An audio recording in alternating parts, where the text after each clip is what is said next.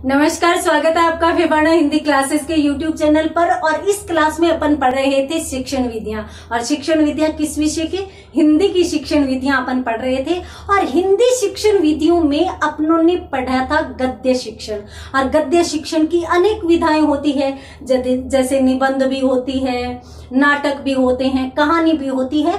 यहाँ पर अपन गद्य शिक्षण के अंतर्गत भी किसको पढ़ रहे थे? कहानी शिक्षण को अपन पढ़ रहे थे। और कहानी शिक्षण के अपनों ने सोपान भी देखे, उद्देश्य भी देखे। और यहाँ पर आगे अपनों ने कौन सा टॉपिक शुरू किया था? कहानी शिक्षण की विधियां। और कहानी शिक्षण की जो विधियां है उनमें अपन क्या देख रहे थे? कौन सी विधि देख रहे थे? तो देखिए, अपनों ने कुल 5 विधि देखी थी यहाँ पर। एक तो मौखिक कहानी वाचन विधि, जिसे कहानी विधि भी कह देते हैं। दूसरी विधि चित्र प्रदर्शन विधि। तीसरी अधूरी कहानी। अपन अधूरी कहानी पूर्ति वाला पढ़ रहे थे। तीसरी शिक्षण विधि अधूरी कहानी पूर्ति प्रणाली, यानी अधूरी कहानी को पूरा करने वाला। पिछली क्लास में मैंने आपको बताया था कि भाई अधूरी कहानी, जैसे एक फॉर्मेट आता है एग्जाम में कि बीच बीच में शब्द है वो मिस कर दिए जाते हैं, उनको छोड़ दिया जाता है और वहां पर रिक्त स्थान रख दिया जाता है। और बालक को रिक्त स्थानों की पूर्ति करते हुए पूरी की पूरी कहानी लिखनी होती है।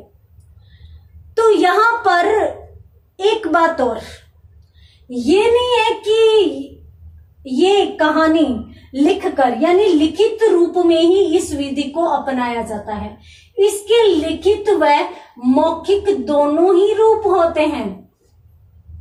बालक में मौखिक क्षमता का भी विकास होता है इसके माध्यम से।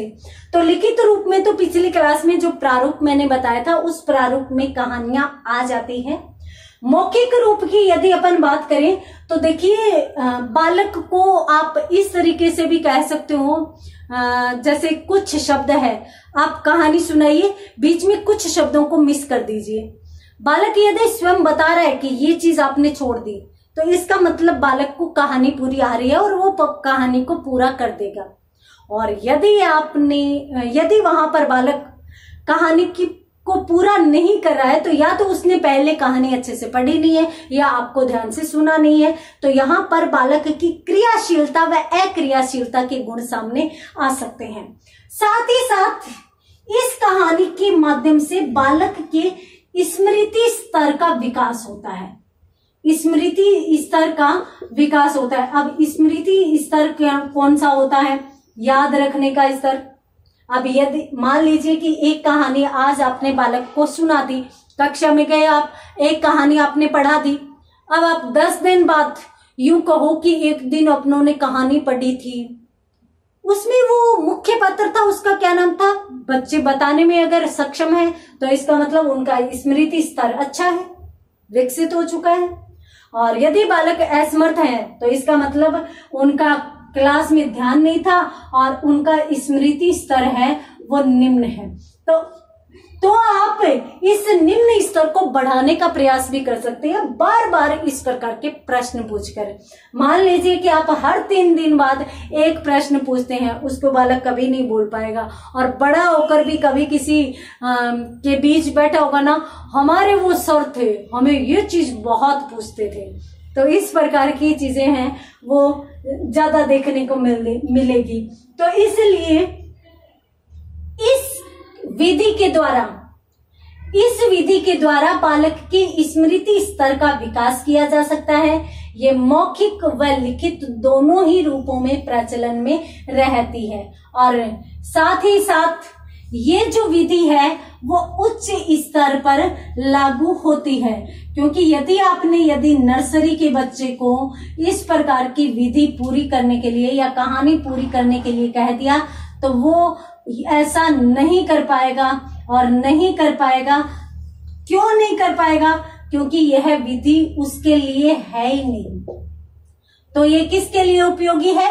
उच्च स्तर के लिए उपयोगी विधि ये मानी जाती है। तो अधूरी कहानी पूर्ति परीक्षण, वैसे तो लिखित रूप में किस प्रकार से कहानी पूर्ति का कहा जा सकता है, किस प्रकार से प्रश्न आते हैं, वो पिछली क्लास में देख चुके थे। उसमें ऐड क्या करना है, ऐड करना है कि देखिए इसका दोनों प्रकार का स्वरूप प्रचलन में है, लिखित भी है मौखिक भी है। उसके बाद बालक में इस विधि द्वारा स्मृति स्तर का विकास होता है। तीसरी बात, ये उच्च स्तर के लिए अत्यंत उपयोगी मानी जाती है। जल्दी से स्क्रीनशॉट लीजिए, बढ़ते हैं आगे अगली विधि की तरफ। अगली विधि कौन सी है?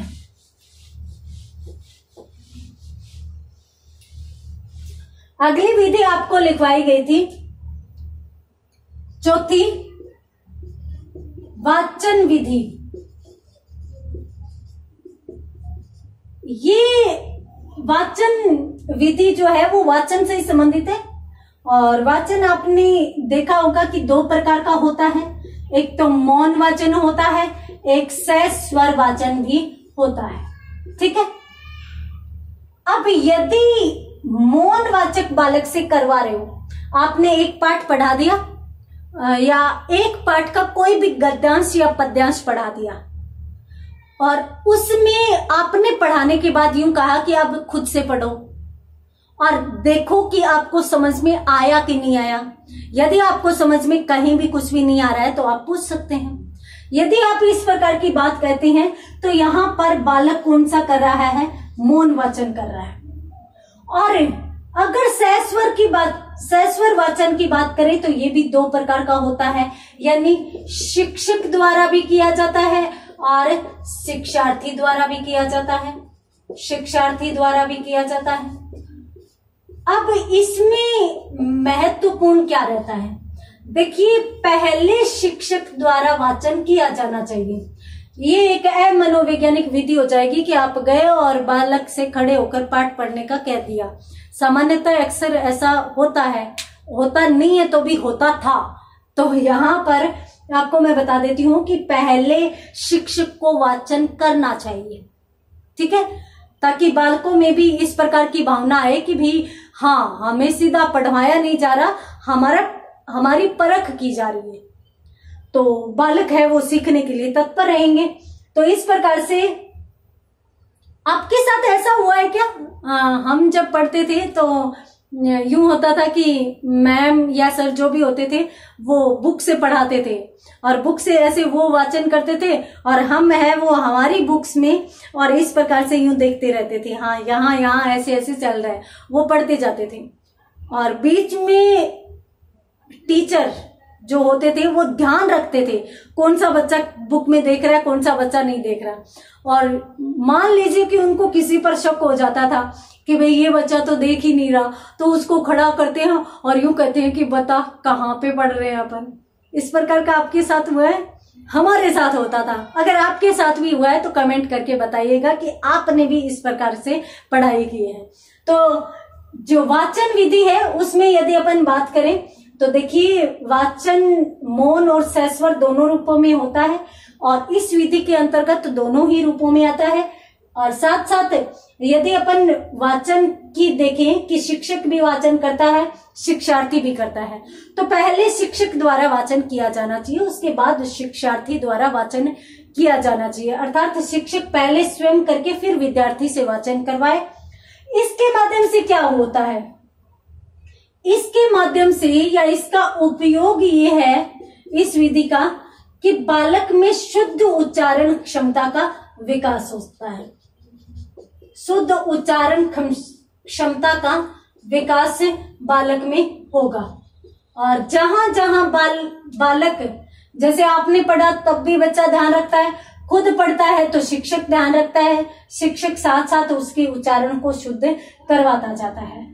तो इस विधि के माध्यम से बालक में सस्वर उच्चारण या शुद्ध उच्चारण की प्रवृत्ति बढ़ती है। साथ साथ मौन वाचन द्वारा स्वयं अध्ययन करने की क्षमता का विकास भी होता है।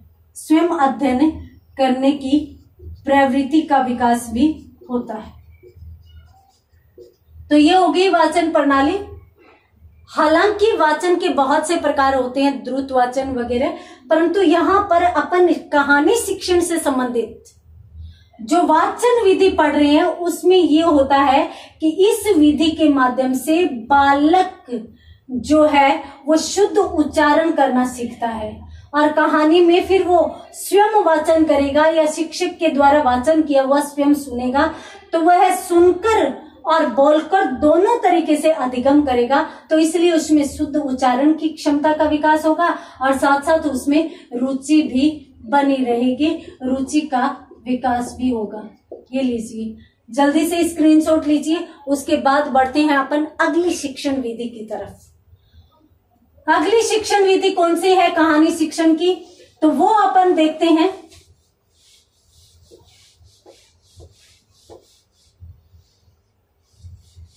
देखिए,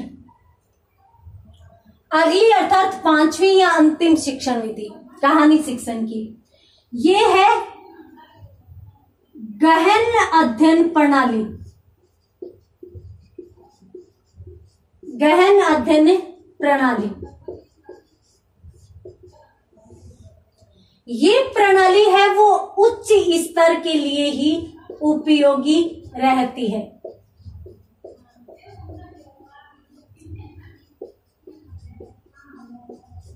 उच्च स्तर के लिए ही अत्यधिक उपयोगी रहती है।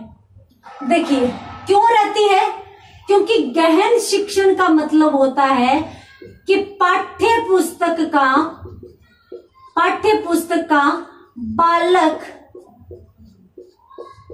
स्वयं गहन अध्ययन करते हुए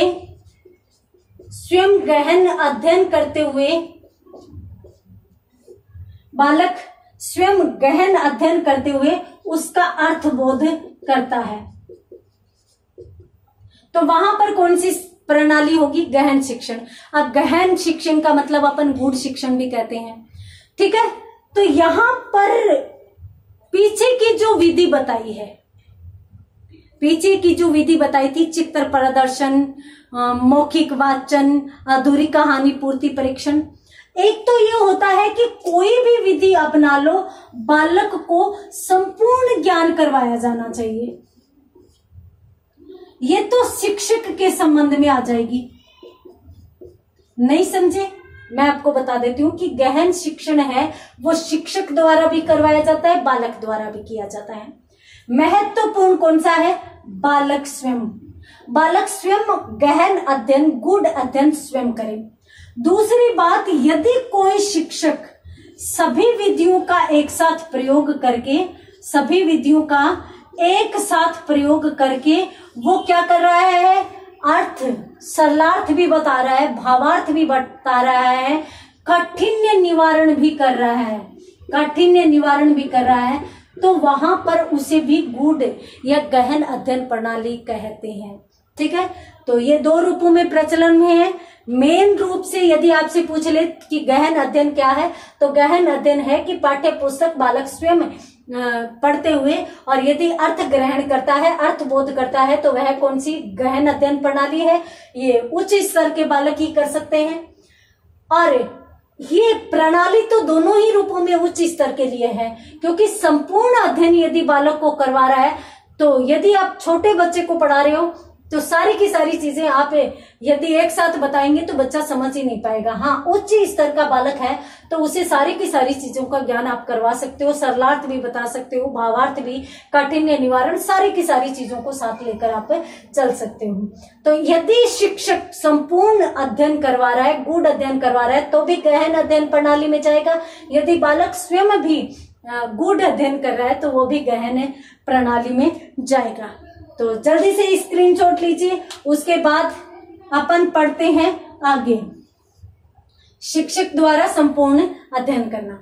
यहां पर इसी के साथ है वो जो प्रणालियां हैं या शिक्षण की विधियां हैं, कहानी शिक्षण की विधियां, वो सारी कंप्लीट होती है। अब अगर आप सभी की सभी चीजों को समझ चुके हो तो एक प्रश्न का जवाब दीजिए।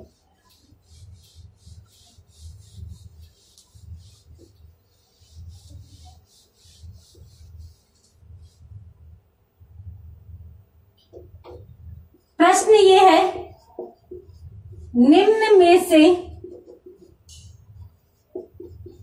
कौन सी विधि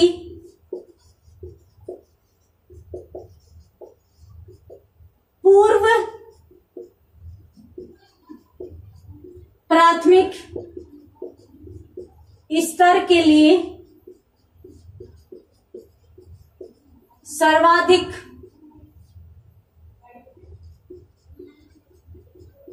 उपयोगी विधि है? तो कौन सी है? सबसे पहले मौखिक वाचन,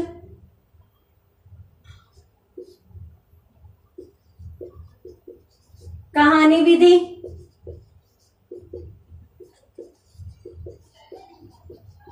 चित्र प्रदर्शन विधि, तीसरी गहन अध्ययन विधि, और चौथा इनमें से कोई नहीं। कौन सी विधि पूर्व प्राथमिक स्तर के लिए सर्वाधिक उपयोगी है? पूर्व प्राथमिक स्तर के लिए देखिए, पूर्व प्राथमिक स्तर के लिए मौखिक वाचन कहानी विधि, जिसको अपन सिर्फ और सिर्फ कहानी विधि, आपको कुछ किताबें सिर्फ और सिर्फ कहानी विधि के माध्यम से या कहानी विधि के नाम से भी ये विधि पढ़ाएगी। और यहाँ पर आपको मैं बता देती हूँ कि शिक्षक स्वयं के स्मृति स्तर से, शिक्षक स्वयं के स्मृति स्तर से और इसका जो वाचन है वो करेगा। यहाँ पर ये नहीं है कि शिक्षक है वो पुस्तक लेकर खड़ा हो जाएगा और पढ़ता जा रहा है, बालक उसमें ध्यान देंगे, नहीं। पूर्व प्राथमिक के बालक तो ऐसे होते हैं कि जो पुस्तक है उसको बहुत अच्छे से पढ़ना ही नहीं जानते, तो वो फिर उसमें ध्यान नहीं लगा पाएंगे, तो फिर वो अलग प्रकार की अनेक गतिविधियां करने लगेंगे। तो यहाँ पर जो सही उत्तर होगा वो ये। चलिए एक प्रश्न और यहाँ पर पूछा जा सकता है, यदि आप स्क्रीनशॉट लेना चाहते हैं तो स्क्रीनशॉट लीजिए, फिर अपन एक विधि और पढ़ते हैं।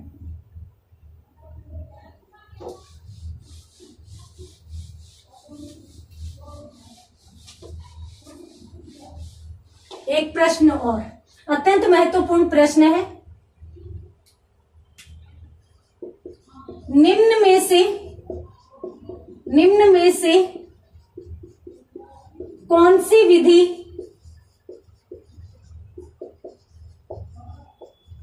पूर्व ज्ञान पर आधारित विधि है? तो कौन सी विधि है?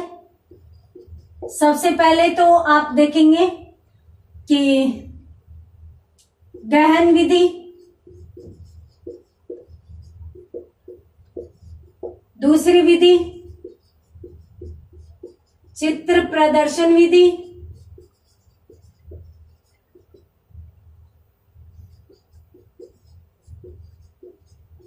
वाचन विधि, या कौन सी होगी?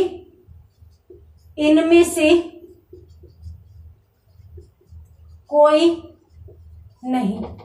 बताइए कौन सी विधि है वो पूर्व ज्ञान पर आधारित विधि मानी जाती है?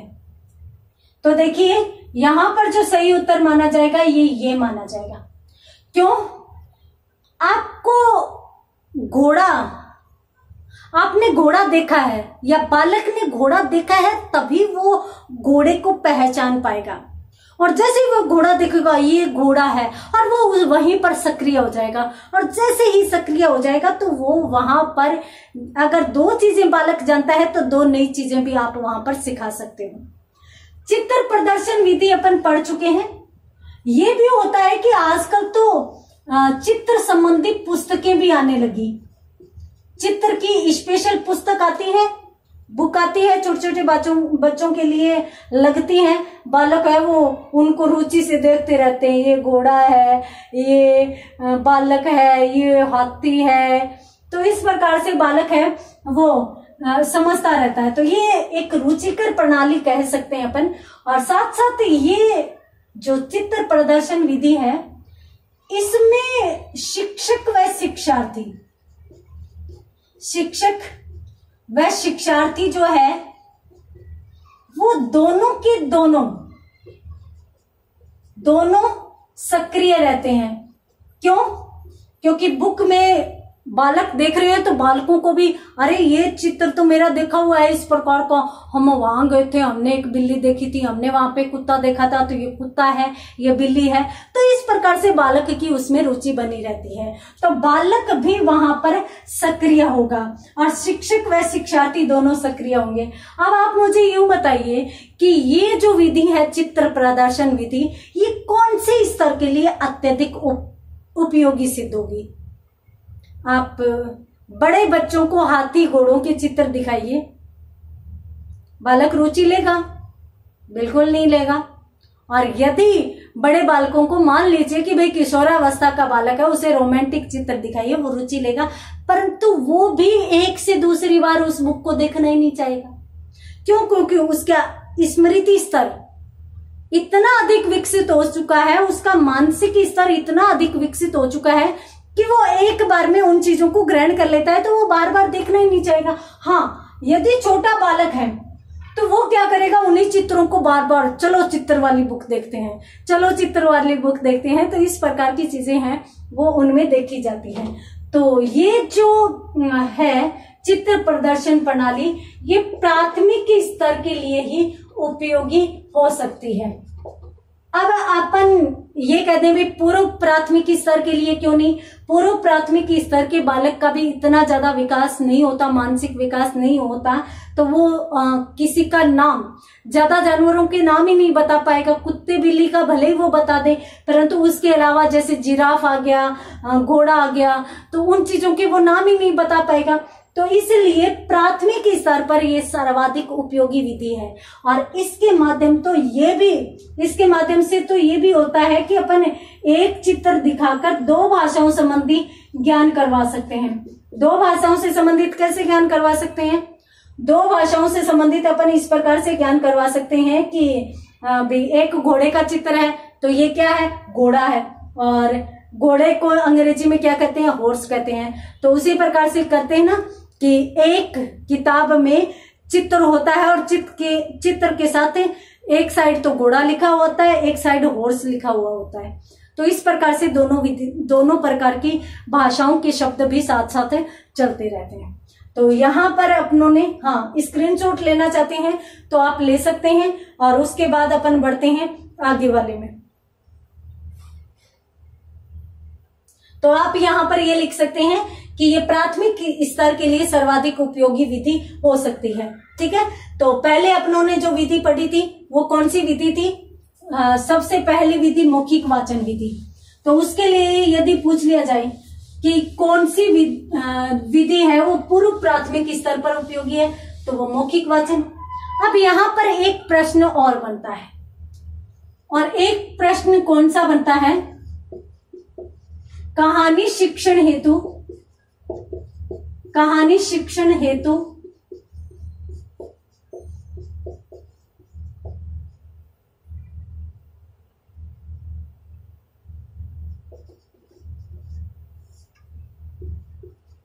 अमनोवैज्ञानिक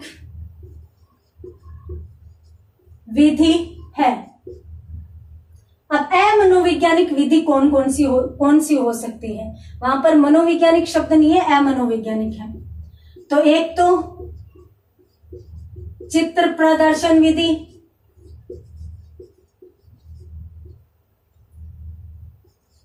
दूसरी कहानी पूर्ति विधि। कहानी पूर्ति का मतलब वही है अधूरी कहानी पूर्ति। तीसरी विधि वाचन विधि। या अपन यूं कहें मौखिक वाचन विधि।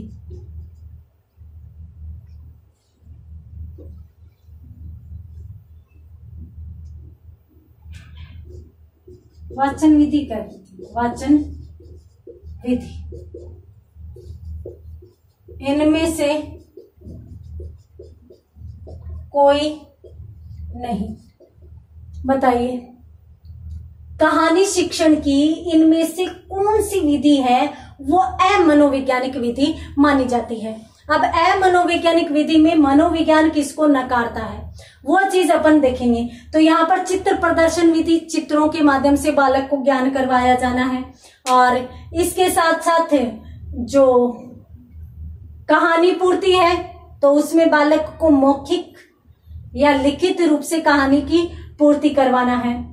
और वाचन विधि, वाचन विधि एक प्रकार से व्याख्यान विधि जैसी ही हो जाती है। तो यदि इस प्रकार की 3 उदाहरण आ जाए तो यहाँ पर वाचन विधि जो है वो क्या होगा कि सीधा का सीधा वाचन करना है। तो ये विधि अमनोवैज्ञानिक मानी जा सकती है। क्यों मानी जा सकती है? क्योंकि मनोविज्ञान ये कहता है कि भाई बालक को शिक्षण रुचिकर बनाते हुए पढ़ाओ, सिखाओ और ऐसा सिखाओ कि बालक है वो उस शिक्षण में अत्यंत आनंद महसूस करने लगे। तो देखिए यहां पर भी यदि आप स्क्रीनशॉट लेना चाहते हैं तो ले लीजिए। उसके बाद अपन बढ़ते हैं आगे। देखिए मैंने आपको कहा था कि हिंदी की शिक्षण विधियों को अपन कुछ भागों में बांटकर पढ़ेंगे। किन किन भागों में? गद्य, पद्य, कहानी, एकांकी और साथ साथ व्याकरण। इन भागों में यदि अपन बांटकर पढ़ेंगे तो देखिए कहानी अगर अपन पढ़ रहे हैं तो उपन्यास से संबंधित लगभग सारी चीजें आ जाएगी, निबंध से संबंधित आ जाएगी। एकांकी पढ़ लेते हैं तो नाटक जैसा ही होता है तो उससे संबंधित सारी चीजें आ जाएगी। तो इसलिए अपनों ने गद्य की अनेक विधाओं में से 2 विधाओं को ले लिया, उसके बाद पद्य को ले लिया और उसके बाद अपनों ने किसको ले लिया? अपनों ने व्याकरण को ले लिया जो अलग से अपने को पढ़ना है। यहां पर अपनों ने पहले किसे पढ़ा? अपनों ने पहले तो सबसे पहले पढ़ा गद्य शिक्षण को और गद्य शिक्षण की कौन कौन सी विधियां हो सकती है उन चीजों को पढ़ा। उसके बाद कहानी शिक्षण। अब अपन देखते हैं एकांकी शिक्षण क्या होता है और एकांकी शिक्षण की विधियां कौन कौन सी हो सकती है। ठीक है, अब एकांकी होता क्या है सबसे पहले तो अपन ये देखें। तो देखिए एकांकी एक पाश्चात्य विधा है, पाश्चात्य विधा थी जो फिर क्या हुआ कि हिंदी में अपना ली गई, हिंदी में आ गई। पाश्चात्य में इसे 1 एक्ट प्ले के नाम से जाना जाता था। 1 एक्ट प्ले मतलब एक कार्य खेलना या एक प्ले का एक्ट का मतलब एक दृश्य या एक घटना को दिखाना या एक घटना को खेलना। अब इसका हिंदी अर्थ क्या हो गया? एकांकी हो गया। और हिंदी में अपन क्या लेते हैं? इसके संबंध में 1 अंक लेते हैं कि भाई 1 अंक होता है। अब किसका 1 अंक होता है, किस चीज में 1 अंक होता है? तो देखिए 3 चीजों से संबंधित 1 आता है और इसे अपन क्या कहते हैं? अपन त्रयी कहते हैं। ठीक है, और यहाँ पर यूं भी कहते हैं कि जो त्रय यानी 3 चीजें हैं जिनका निवारण करना जो लेखक होता है उसके लिए आवश्यक माना जाता है, उसे संबंध त्रय भी कहते हैं। अब ये 3 चीजें कौन सी होती है? एक तो घटना और एक स्थान और एक समय। 3 चीजें होती हैं जिसका कहानी में निर्वाह किया जाता है। अब इनके संबंध में भी चूंकि एकांकी लिखा जा रहा है, देखिए ये घटना, स्थान, समय, ये तीनों की तीनों चीजें नाटक में भी होती है। एकांकी में इनमें अलग क्या होता है? एकांकी में अलग ये होता है कि इन तीनों के साथ ही एक शब्द जुड़ा हुआ होता है। एक शब्द का मतलब एक घटना का एक स्थान पर एक ही समय में चित्रण करना ही क्या कहलाता है, एकांकी कहलाता है। तो इसके लिए ये नहीं है, अब नाटक है तो नाटक में अनेक दृश्य होंगे। जैसे मान लीजिए कि प्रसाद जी ने ध्रुव स्वामिनी लिखा है, तो ध्रुव स्वामिनी में पहले ध्रुव स्वामिनी का महल हो गया, उसके बाद बाहर चले जाएंगे, उसके बाद बगीचे में चले जाएंगे, अनेक जगह पर जाकर नाटक अपन दिखा सकते हैं। परंतु एकांकी यदि एक कमरे में शुरू हो गया तो उसी कमरे में पात्र आते रहेंगे जाते रहेंगे, यहां से बाहर लेखक नहीं जाएगा। घटना एक ही होगी जिसका जल्दी से सार आ जाएगा, निष्कर्ष आ जाएगा, और स्थान हो गया। और उसके बाद समय की बात करें तो एक समय में शुरू होगा और उसी दिन 3-4 घंटे के बाद एकांकी समाप्त हो जाएगा। तो इसे अपन कहते हैं एकांकी। अब अपन देखेंगे कि एकांकी शिक्षण क्या होता है, इसके सोपान कौन से हो सकते हैं, इसका उद्देश्य कौन कौन सा हो सकता है, परंतु अगली क्लास में। तब तक के लिए धन्यवाद।